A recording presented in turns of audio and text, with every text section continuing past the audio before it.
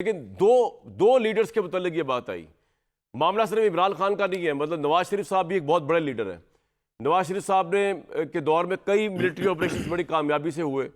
ان کے دور میں اے پی ایس بچوں کے جب واقعہ ہوا اس کے بعد جو آپریشن کیا گیا وہ بڑا کامیاب ہوا.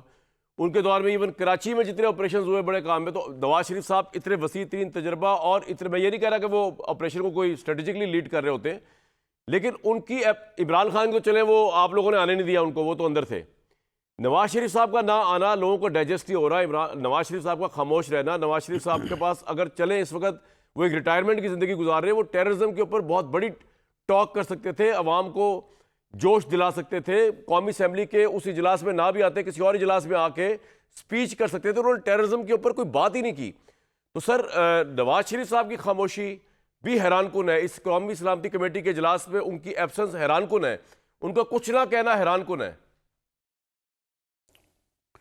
نہیں دیکھیں، وہ کامران صاحب وہ وزیر اعظم کی حیثیت اور پوزیشن کو جو ہے وہ انڈرمائن نہیں کرنا چاہتے.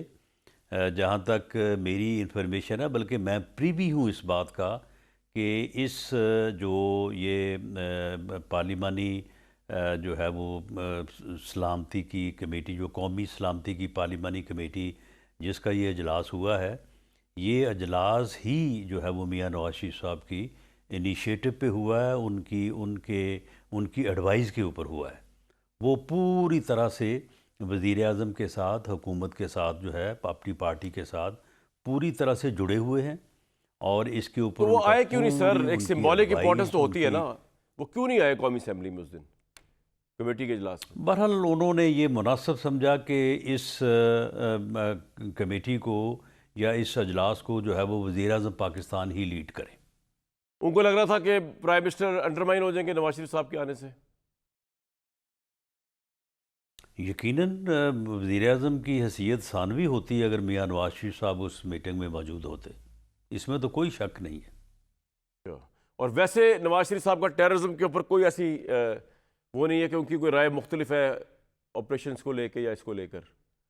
نہیں، سوال ہی پیدا نہیں ہوتا. بلکہ اس میں جو رول ان کے ذمے یہ سلامتی کمیٹی کے اجلاس کے بعد جو کنسنسس جو ہے وہ عسکری اور سیاسی قیادت کے درمیان جو پیدا ہوا ہے یا جو سامنے آئے گا، اس میں جو کردار میاں نواز شریف صاحب کو سونپا جائے گا اس کو پوری طرح سے وہ ادا کرنے کو تیار ہے. محسن نقوی